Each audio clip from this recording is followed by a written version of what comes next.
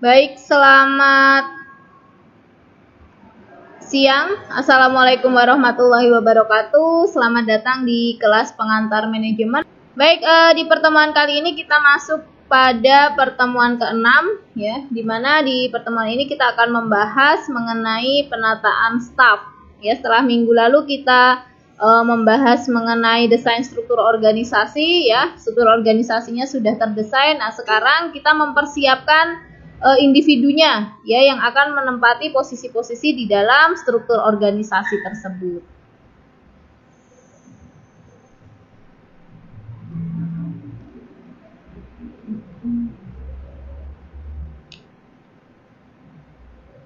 Nah, ini tujuan pembelajaran kita pada siang hari ini ya. Nanti diharapkan Anda semua setelah mengikuti kelas pada siang hari ini memahami dan mampu menjelaskan mengenai yang pertama pengertian penataan staf atau staffing, kemudian menjelaskan mengenai langkah-langkah dalam penataan staf. Nah, ini adalah sub pembahasan yang akan kita pelajari pada siang hari ini. Nah, ini ya, kemarin kita bahas ada aktivitas-aktivitas krusial ya dalam mengimplementasikan strategi. Nah, kemarin ada pengorganisasian ya, ini yang kita bahas pada minggu lalu. Kemudian penyusunan staf. Nah, ini akan kita bahas di minggu ini ya. Kemudian ada pengarahan, pengawasan dan pengawasan. Nah, untuk pertemuan kali ini kita akan membahas mengenai penyusunan staf. Nah, ini staffing sendiri adalah proses penyediaan tenaga kerja yang dibutuhkan oleh organisasi untuk mencapai tujuan yang telah ditetapkan oleh organisasi atau perusahaan tersebut. Nah, dalam proses staffing ya atau penyediaan karyawan, penyediaan staf, ya, di sini akan mengisi semua jabatan yang kosong sesuai dengan kemampuan dan tanggung jawab masing-masing. Kemudian dengan adanya staffing ya atau penyediaan tenaga kerja, nah di sini organisasi akan menjadi lebih hidup ya karena jabatan-jabatan yang telah ditetapkan dalam struktur organisasi yang dibuat telah diisi oleh orang-orang yang sesuai ya melalui proses penarikan, seleksi, penempatan, pelatihan, pemeliharaan secara tepat dan efektif. Ya, jadi setelah minggu lalu kita bahas mengenai penyusunan struktur organisasi, sudah terbentuk nih penyusunan struktur organisasinya. Ya, kemudian sudah ditentukan posisi-posisi yang ada di setiap level atau di setiap hierarki ya, tingkatan hierarkinya. Kemudian keterkaitan antara bagian-bagian tersebut bagaimana. Kemudian tanggung jawab dan wewenangnya apa saja, job list-nya apa saja yang harus dikerjakan oleh setiap individu yang menempati posisi tersebut. Nah, kemudian setelah ditentukan itu semua, kita cari nih orangnya atau kita cari nih individunya. Nah, ini melalui proses yang namanya penataan staf ya atau staffing atau penyediaan tenaga kerja. Nah, kita masuk pada perencanaan sumber daya manusia. Nah, tenaga kerja ini merupakan aset utama ya dalam suatu perusahaan. Dalam usaha untuk mencapai tujuan atau sasaran organisasi tersebut. Nah, perencanaan tenaga kerja atau sumber daya manusia menduduki prioritas utama dalam perencanaan menyeluruh dari suatu organisasi atau perusahaan. Nah, kira-kira ada yang tahu kenapa perencanaan SDM ya atau perencanaan tenaga kerja ini menduduki prioritas utama ya dalam perencanaan organisasi atau perusahaan. Kira-kira kenapa nih? Perencanaan SDM menduduki prioritas utama atau prioritas pertama. Ada yang bisa bantu menjelaskan? Silakan diketikkan pada kolom live chat. Baik, ini sudah hadir lagi ada Mas Muhammad Latif Adi, kemudian Mbak Rara, dan yang terakhir ada Mbak Maria. Akunnya Mbak Maria Taratia, ya, tapi namanya Mbak Taratia Sekar ya. Beda ya nama akun dengan nama aslinya. Baik. Ada yang bisa bantu menjelaskan kenapa perencanaan SDM menduduki prioritas utama dalam perencanaan perusahaan secara keseluruhan?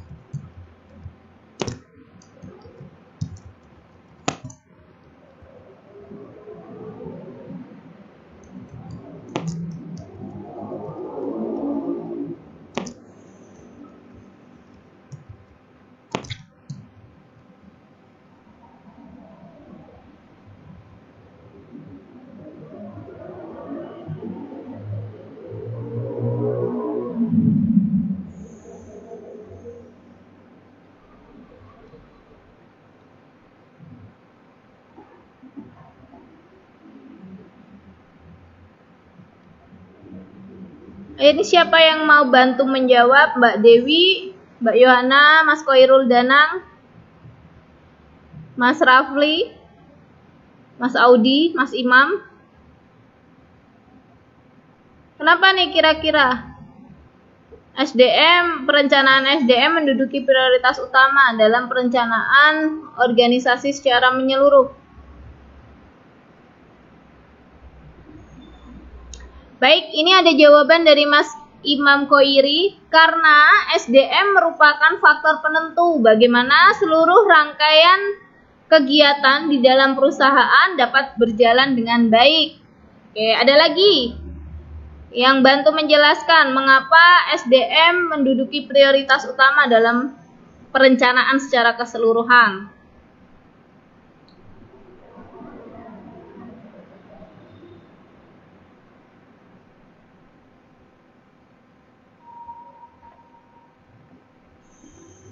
Baik, ada Mbak Adinta, karena memenuhi kebutuhan tenaga untuk memenuhi ya mungkin ya, karena untuk memenuhi kebutuhan tenaga kerja di perusahaan. Oke, menghitung kebutuhan personil di setiap divisi. Oke. Baik, Mas Koirul Danang, karena tenaga kerja atau SDM menjadi pelaku utama dalam kegiatan organisasi dan perusahaan untuk mencapai tujuan perusahaan atau organisasi. Baik, terima kasih ini yang sudah menjawab ya. Ada Mas Imam, ada Mbak Adinta, ada Mas Koirul Danang ya. Jadi benar ya yang disampaikan oleh Mas Imam ya, Mbak Adinta, Mas Koirul. Ya, kenapa SDM ya, perencanaan SDM menduduki prioritas utama dalam perencanaan organisasi secara keseluruhan? Ya, karena tenaga kerja ini nantinya yang akan menjalani ya, atau yang akan menjalankan seluruh rencana-rencana yang ada di dalam organisasi ya, dalam rangka mencapai tujuan organisasi atau perusahaan tersebut. Ya, sekarang perusahaan punya mesin canggih-canggih ya, tapi tidak ada SDM ya yang bisa mengoperasikan mesin-mesin tersebut. Ya, sia-sia kan? Perusahaan punya modal yang cukup banyak, tapi tidak ada SDM yang mampu mengelola modal tersebut. Ya, sia-sia. Nah, itulah alasan kenapa perencanaan tenaga kerja atau perencanaan sumber daya manusia menduduki prioritas dalam keseluruhan perencanaan di organisasi atau perusahaan. Baik, kita lanjutkan lagi. Nah, ini perencanaan SDM ini merupakan serangkaian kegiatan ya untuk mengantisipasi permintaan bisnis dan lingkungan pada organisasi di waktu yang akan datang. Ya, karena namanya perencanaan ya, berarti ini digunakan di masa yang akan datang untuk memenuhi kebutuhan tenaga kerja. Perencanaan SDM berarti mengestimasi secara sistematik permintaan atau kebutuhan dan suplai tenaga kerja organisasi di waktu yang akan datang. Ya, jadi dalam proses perencanaan sumber daya manusia ya, di sini adalah kegiatan untuk memenuhi kebutuhan SDM perusahaan di masa yang akan datang. Ya, dengan cara memperkirakan nih berapa sih kebutuhan SDM-nya ya untuk menjalankan rencana-rencana yang ada di dalam perusahaan tersebut.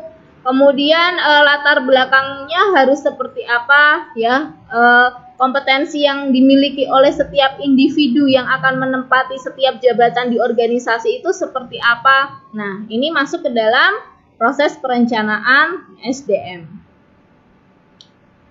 Selanjutnya, manfaat perencanaan sumber daya manusia. Oke, yang pertama, memperbaiki penggunaan SDM.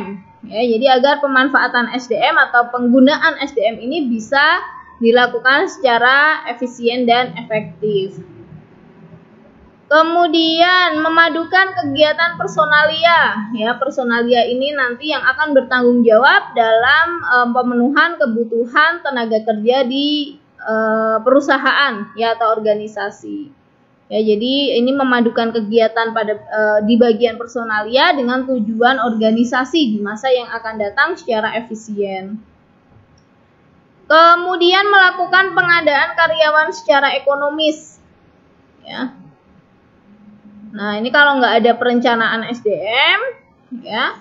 Nah, ini pengadaan karyawannya istilahnya akan memakan biaya yang cukup banyak ya atau besar. Tapi ketika direncanakan, ya berapa kira-kira SDM yang dibutuhkan, latar belakangnya seperti apa, ya kompetensinya seperti apa. Nah, ini akan menjadi lebih ekonomis atau efisien. Ya, karena akan tepat sasaran ya untuk karyawan yang dipilih untuk menempati jabatan tertentu. Nah, kalau nggak ada perencanaan, asal ambil ya, asal comot individu ya atau karyawan. Nah, ada yang lamar, masukin di bagian A, misalnya ada yang lamar lagi, masukin di bagian B. Nah, ketika suruh menjalankan rencana, ternyata tidak memiliki kemampuan yang diharapkan. Kemudian mengembangkan informasi dasar manajemen personalia untuk membantu kegiatan personalia dan unit organisasi lainnya. Kemudian membantu program penarikan dari pasar tenaga kerja secara sukses. Ini penarikan dari pasar itu rekrutmen ya. Penarikan tenaga kerja ya yang ada di pasar tenaga kerja ke dalam perusahaan tersebut atau proses rekrutmen. Kemudian mengkoordinasikan program manajemen personalia yang berbeda seperti rencana penarikan dan seleksi. Nah, ini manfaat dari perencanaan sumber daya manusia. Kemudian kegiatan perencanaan SDM. Nah, ini ada penentuan jabatan di dalam organisasi. Ya, jabatan yang yang kosong atau yang membutuhkan individu itu apa saja. Kemudian penentuan jumlah, mutu, dan jenis tenaga kerja. Ya, jumlah yang dibutuhkan berapa per bagian misalnya. Kemudian mutunya seperti apa atau kompetensi yang diharapkan seperti apa. Ya, kemudian jenis tenaga kerjanya yang bagaimana. Nah, selanjutnya tahapan dalam perencanaan SDM adalah pengembangan kemampuan individu dan kelompok. Kemudian penempatan tenaga kerja. Kemudian kebijakan dan program integrasi. Nah, ini antara kebijakan perusahaan ya dengan program yang akan dijalankan itu dikaitkan. Kemudian yang terakhir adalah mekanisme kerja ya, cara kerja dalam proses penarikan tenaga kerja atau rekrutmen. Nah, ini kita masuk pada tahapan yang pertama ya dalam mencari ya tenaga kerja atau dalam memenuhi kebutuhan tenaga kerja yang ada di perusahaan atau organisasi. Ini yang pertama adalah penarikan karyawan atau rekrutmen ya. Ini menurut Edwin Flippo, ya penarikan karyawan adalah proses pencarian dan peningkatan para calon pegawai yang mampu bekerja dalam suatu organisasi. Ya, proses pencarian calon pegawai, masih calon ya karena belum diterima di sini. Ya, yang mampu bekerja di dalam organisasi.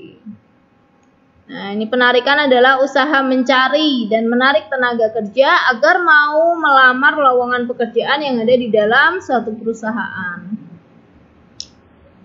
Nah, ini dalam usaha untuk mendapatkan calon karyawan, ya ada hal-hal yang perlu diperhatikan oleh perusahaan.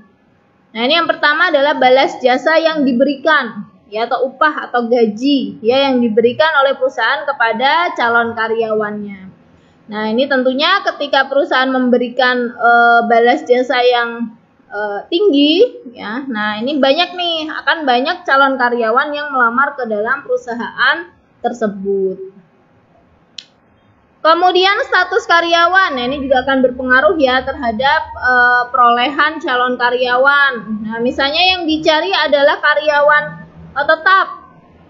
Nah, ini tentunya para calon karyawan banyak yang melamar ke perusahaan tersebut ya, dibandingkan jika misalnya yang dibutuhkan adalah karyawan kontrak. Tentu akan berbeda ya antusiasme dari para calon karyawan tersebut. Kemudian kesempatan promosi. Nah, jika di perusahaan tersebut ya kesempatan promosinya terbuka lebar ya, atau jenjang karirnya ini ya terbuka lebar atau jelas. Nah, ini tentunya akan menarik ya minat para calon karyawan. Kemudian spesifikasi. Ya, semakin tinggi spesifikasinya ya atau semakin banyak spesifikasi yang dibutuhkan ya atau yang ditentukan, Nah, ini tentunya peminatnya akan semakin sedikit ya atau calon karyawan yang akan melamar semakin sedikit. Ya, misalnya spesifikasinya SMA sampai dengan S1 ya dibandingkan dengan spesifikasinya yang S1 ya. Kemudian harus latar belakangnya akuntansi ya, mungkin di ke bawah lagi ditambah lagi spesifikasinya ya harus memiliki pengalaman 2 tahun. Nah, semakin banyak spesifikasi yang ditentukan, tentunya calon karyawan yang akan melamar juga semakin sedikit.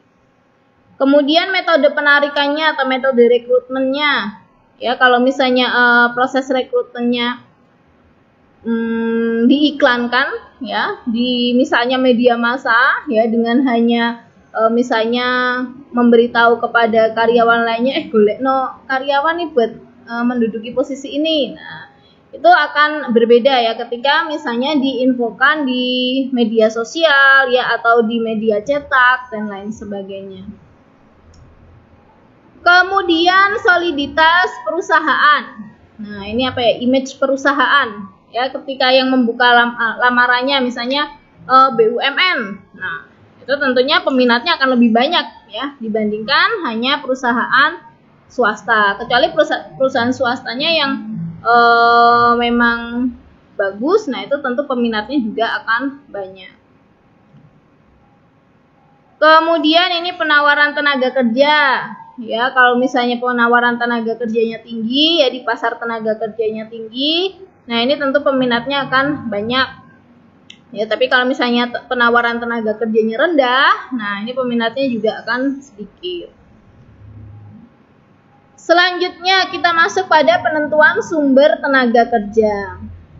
Nah, untuk sumber tenaga kerja ini diklasifikasikan menjadi 2. Ada sumber internal, ada sumber eksternal. Udah kelihatan ya, kalau internal berarti dari dalam perusahaan ya. Kalau eksternal dari luar. Nah, internal sendiri ini bisa melalui proses promosi atau kenaikan pangkat.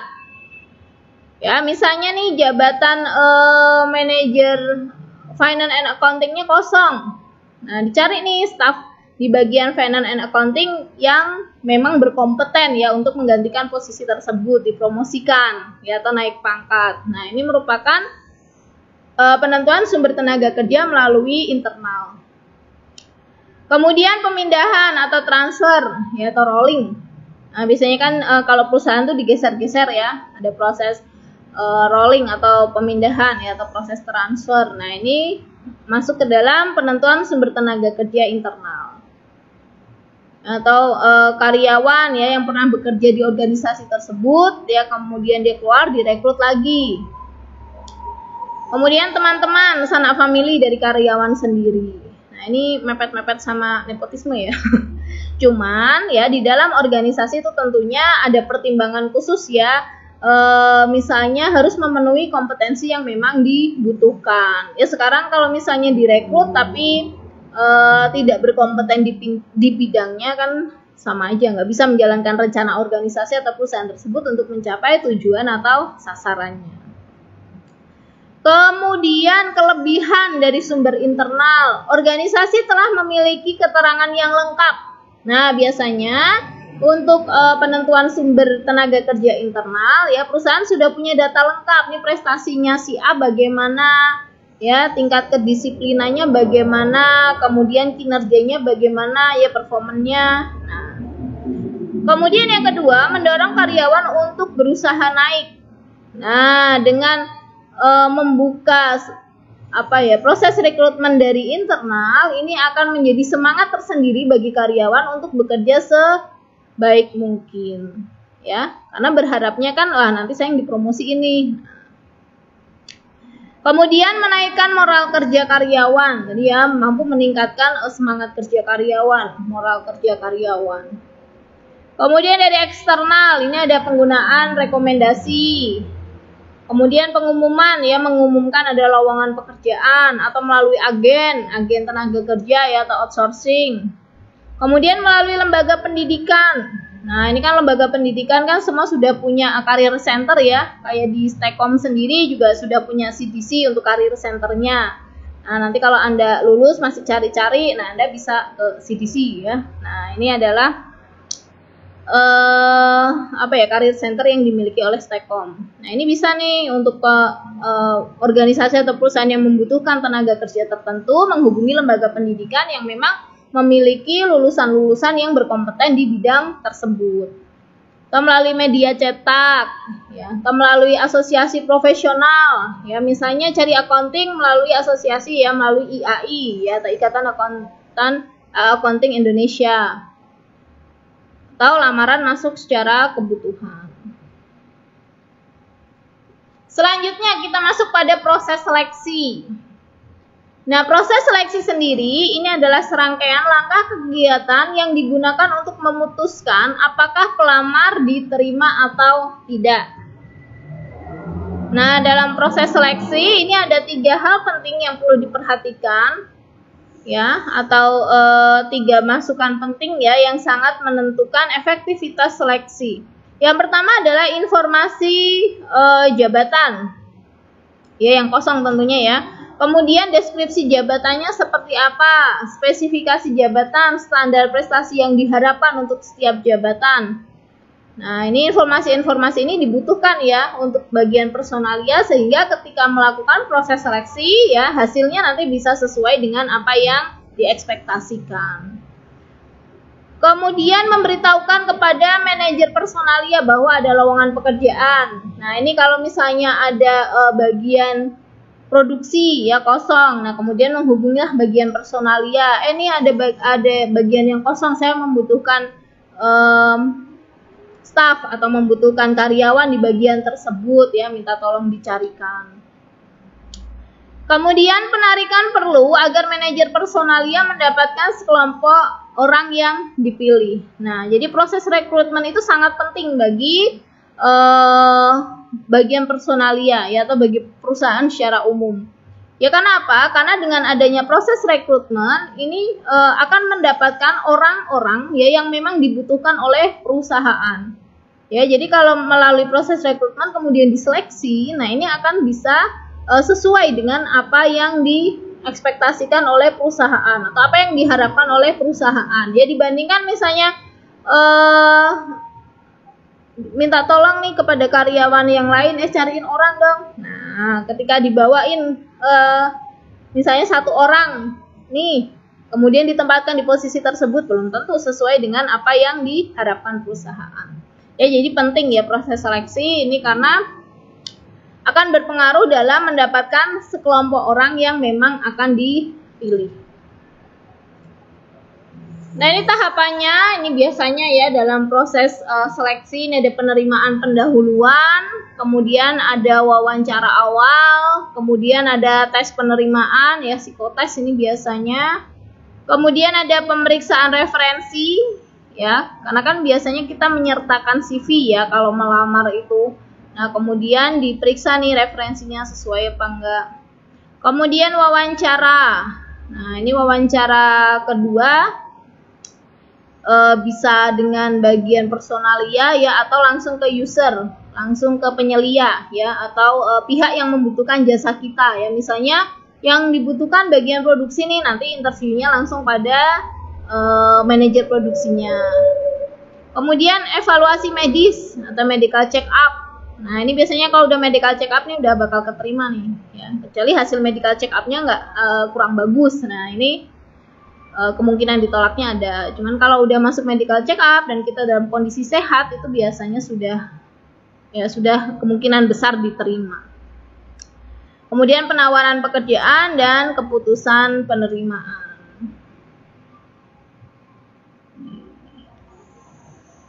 Selanjutnya kita masuk pada program orientasi, ya. Tadi setelah masuk pada tahap seleksi, ya, habis rekrutmen, kemudian seleksi. Nah, kita masuk pada tahap orientasi. Nah, orientasi ini dilaksanakan bila seorang pelamar dinyatakan telah diterima, ya, bekerja pada suatu perusahaan atau institusi. Program orientasi sangat penting bagi karyawan yang baru diterima karena melalui program ini karyawan akan diperkenalkan pada organisasi, yaitu dijelaskan mengenai tujuan perusahaan, sejarah perusahaan, kemudian kondisinya, ya, pekerjaan yang akan dikerjakan, kemudian rekan-rekan yang nanti akan bekerja sama dengan individu tersebut, ya, pimpinannya siapa. Nah, ini ada dalam proses orientasi. Ya, jadi mengenalkan organisasi, ya, atau perusahaan tersebut kepada si karyawan. Ya, kayak waktu Anda orientasi aja kemarin, ya. Sebelum masuk perkuliahan kan ada orientasinya, ya, ada mosnya, ya. Nah, itu kan dikenalkan dulu, ya, dengan stekom, dengan dosen-dosennya, ya, kaprodinya, ya, kemudian cara penggunaan siakat, ya. Nah, kan dikenalkan. Nah, itu namanya orientasi. Jadi sudah pasti keterima, kemudian dikenalkan dengan apa yang akan dikerjakan. Nah, ini namanya program orientasi. Selanjutnya kita masuk pada program training. Nah, training sendiri merupakan teknik pengembangan tenaga kerja yang paling banyak digunakan. Nah, ini training ini biasanya dengan pendidikan atau latihan. Pelatihan memiliki tujuan menaikkan tingkat kemampuan teknis atau meningkatkan keterampilan kerja yang berkaitan dengan pelaksanaan tugas sehari-hari. Nah, untuk training sendiri ini ada dua jenis, ada on the job training dan off the job training. Ya, kalau on the job training ini ada coaching, ya, ini senior mengajari juniornya, ya. Kemudian ada understudy. Nah, ini si calon karyawan tersebut, ya, atau si karyawan baru tersebut ini menduduki posisi tertentu, ya, atau peran tertentu, ya, untuk mengerjakan pekerjaan-pekerjaan tersebut, ya, pekerjaan-pekerjaan di bagian tersebut. Kemudian ada position rotation. Nah, ini dialih-alihkan nih, ya, dirotasikan, ya, misalnya dia menduduki posisi admin, ya, selanjutnya misalnya nanti posisi produksi, ya, misalnya nanti posisi keuangan, ya. Kemudian proyek khusus. Nah, ini diminta untuk mengerjakan suatu proyek, ya. Nah, untuk on the job training ini merupakan program training yang tepat untuk tenaga manajerial, ya, atau untuk manajer-manajer ini biasanya menggunakan on the job training. Ya, menggunakan coaching, understudy, position rotation, atau proyek khusus. Nah, proyek khusus ini bisa mengerjakan suatu proyek atau menyelesaikan suatu masalah biasanya. Kemudian ada off the job training. Nah, ini untuk pelatihan ini bisa untuk staff maupun manajerial. Ini ada role play, ya, bermain peran. Ada multiple management dan pertemuan khusus. Selanjutnya kita masuk pada performance. Nah, ini penilaian prestasi kerja, yaitu suatu sistem pengukuran yang terstruktur untuk mengevaluasi faktor-faktor yang berhubungan dengan pekerjaan dan mempengaruhi karyawan untuk meningkatkan prestasi kerja sesuai dengan yang diharapkan. Ya, ini melihat apa yang sudah dikerjakan oleh si karyawan tersebut. Ya, mengevaluasi, ya, apa yang sudah dikerjakan oleh si karyawan tersebut. Apakah sudah sesuai dengan ekspektasi perusahaan atau belum. Nah, selanjutnya untuk menilai performa, ya, ini ada beberapa teknik, ya, yang bisa digunakan. Oke, nah ini ada dibagi menjadi dua, yaitu teknik penilaian berorientasi masa lalu dan masa yang akan datang. Nah, untuk masa lalu ini ada rating scale. Jadi dinilai dulu, kemudian di rating, ya, mana karyawan yang menduduki peringkat pertama. Kemudian checklist. Nah, ini biasanya sudah disediakan pertanyaan dengan kotak-kotak yang tinggal di checklist aja, di apa sih, centang, ya, tinggal dicentang-centang aja mana yang sesuai, mana yang enggak. Kemudian metode peristiwa kritis. Nah, ini ketika menghadapi permasalahan, ini bagaimana nih si karyawan tersebut bersikap, ya. Kemudian ada field review method. Ini turun langsung ke lapangan, ya. Jadi pihak penilai, ya, ini akan melihat langsung kinerja si karyawan, ya, di lapangan. Kemudian ada tes dan observasi prestasi kerja. Nah, ini melalui tes, ya. Tes terkait dengan apa yang sudah dikerjakan ini biasanya. Nah, selanjutnya ada teknik penilaian yang berorientasi masa depan. Ada self appraisal, ya, penilaian diri. Nah, ini biasanya suruh menilai diri sendiri, ya, kemampuannya apa, prestasi yang pernah diraih apa, ya. Kemudian penilaian psikologis. Nah, ini tes psikologis, ya. Kemudian MBO atau pendekatan manajemen by objektif. Nah, ini nanti bersama dengan manajemen, ya, membuat kesepakatan biasanya, ya, terkait dengan apa yang akan dicapai. Kemudian ini ada teknik pusat penilaian. Nah, ini sudah ada bagian khusus yang memang nanti melakukan penilaian terhadap karyawan tersebut. Nah, ini merupakan teknik-teknik penilaian. Selanjutnya kita masuk pada kompensasi. Nah, ini yang paling bikin deg-degan, ya, berapa nih gajinya, gitu kan. Paling menentukan nih apakah pekerjaan tersebut akan diambil atau tidak, gitu kan. Baik, kita masuk pada kompensasi.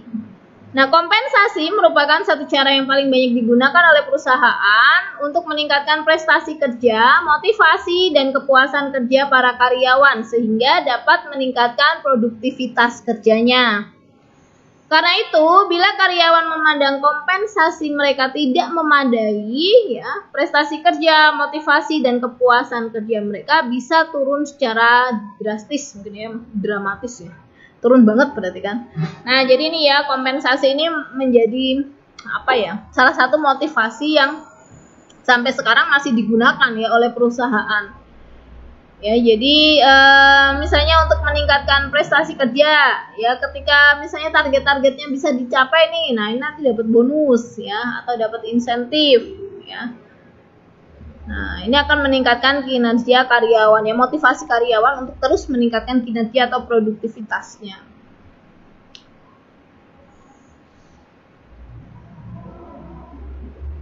Nah, dalam memberikan kompensasi yang harus diperhatikan oleh perusahaan, ya, adalah prinsip keadilan. Ya, jadi ketika memberikan kompensasi itu harus memenuhi prinsip keadilan. Jadi kompensasi diberikan berdasarkan tingginya, ya, tanggung jawab atau wewenang yang harus dikerjakan oleh seseorang. Kemudian prinsip kelayakan. Nah, ini kompensasi yang diberikan paling tidak harus memenuhi kebutuhan dasar si individu tersebut. Nah, itu baru dikatakan layak dan adil. Selanjutnya dalam proses staffing ini yang terakhir ada pemberhentian. Nah, pemberhentian adalah pemutusan hubungan tenaga kerja dengan satu organisasi atau instansi. Dengan pemberhentian berarti sejak saat itu tidak ada lagi keterikatan antara karyawan dengan perusahaan. Nah, apa saja yang menjadi sebab-sebab terjadinya pemberhentian kerja? Yang pertama adalah undang-undang. Nah, ini terkait misalnya si karyawan tersebut itu melakukan tindakan yang bertentangan dengan undang-undang atau tidak sesuai dengan undang-undang. Ya, nah, ini biasanya terjadi pemberhentian kerja. Kemudian memang keinginan perusahaan, ya, misalnya perusahaan memang melakukan perampingan, ya. Nah, bisa atau keinginan si karyawan tersebut ya ingin resign. Pensiun, kontrak kerja berakhir. Nah, ini khusus untuk karyawan kontrak ya. Ini biasanya kan ada masa kerjanya ya, misalnya 1 tahun ya atau 2 tahun. Nah, setelah kontrak tersebut selesai berarti kontrak kerjanya juga berakhir. Kemudian ada kesehatan karyawan. Nah, ini misalnya karyawannya nih sudah atau kondisi kesehatannya sudah tidak memungkinkan lagi untuk mengerjakan pekerjaan tersebut. Nah, kemudian bisa dilakukan pemberhentian kerja atau meninggal dunia. Nah, ini menjadi sebab dalam pemberhentian pekerjaan. Kuliah saya akhiri. Terima kasih banyak partisipasinya.